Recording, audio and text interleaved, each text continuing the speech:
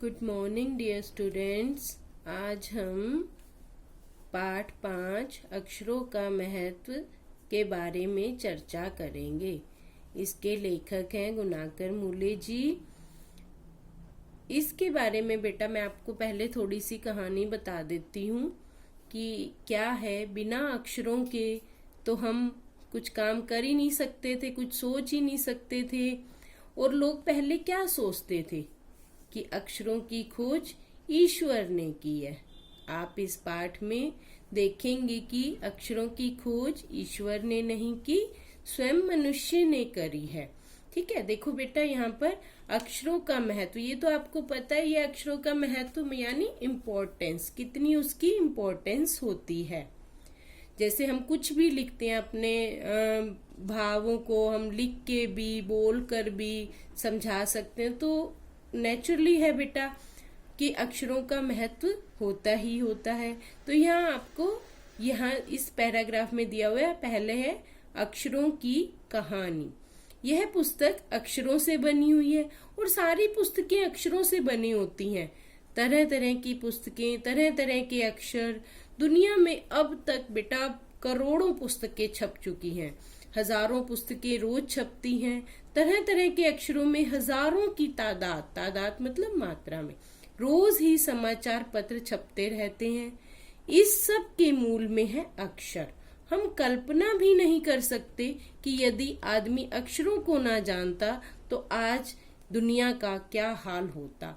कोई कह सकता है कि हम अक्षरों को अनादिकाल से जानते हैं, अक्षरों का ज्ञान हमें किसी ईश्वर से मिला है।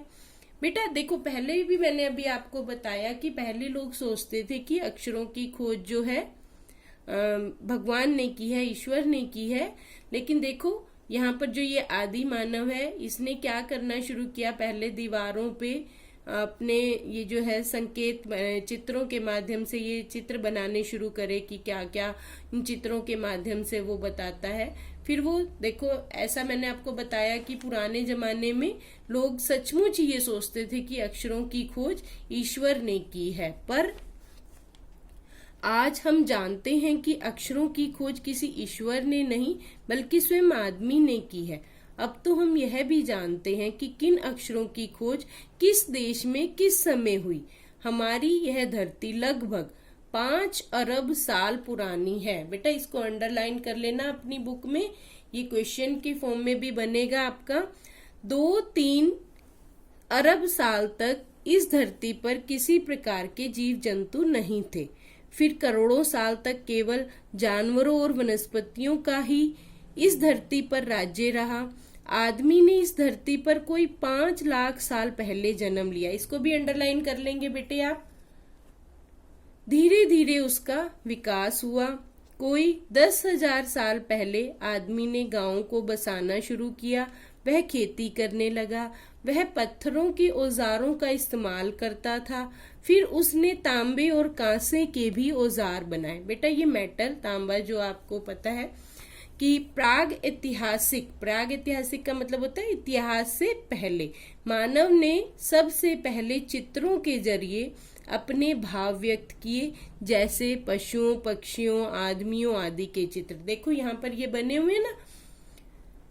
इन चित्र संकेतों के बाद में भाव संकेत अस्तित्व में आए। जैसे एक छोटे वृत्त के चहुं ओर किरणों की द्योतक रेखाएं खींचने पर वह सूर्य का चित्र बन जाता है। बेटा जैसे आप बनाते होगे, एक हम सर्कल बनाते हैं, फिर एक बड़ी लाइन डालते हैं, छोटी लाइन, उसके चारों तरफ ऐसे हम फिर कलर कर देते हैं तो वो सूर्य का चित्र बन जाता है।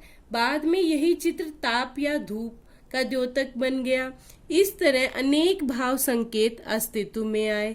तब जाकर काफी बाद में आदमी ने अक्षरों की खोज की। अक्षरों की खोज के सिलसिले को शुरू हुए।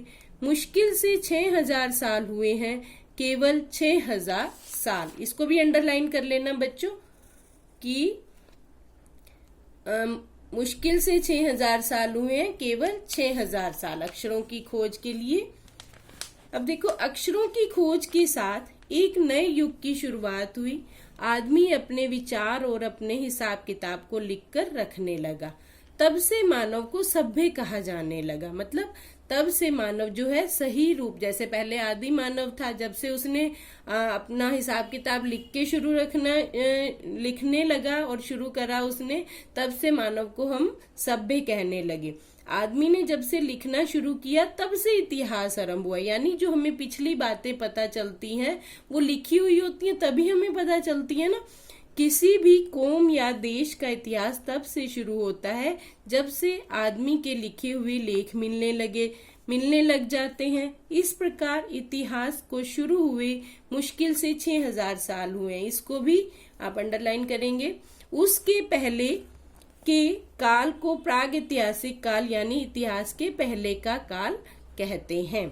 ये मैंने आपको बताया कि जिसके पास हमारे पास कोई जानकारी ही नहीं है, हमें पता ही नहीं है कि कब पहले क्या हुआ, इतिहास से पहले, लिखने से पहले, अक्षरों के खोज से पहले क्या हुआ, हमें इसके बारे में जानकारी ही नहीं है, तो वो प्राग ऐतिहासिक काल हो गया।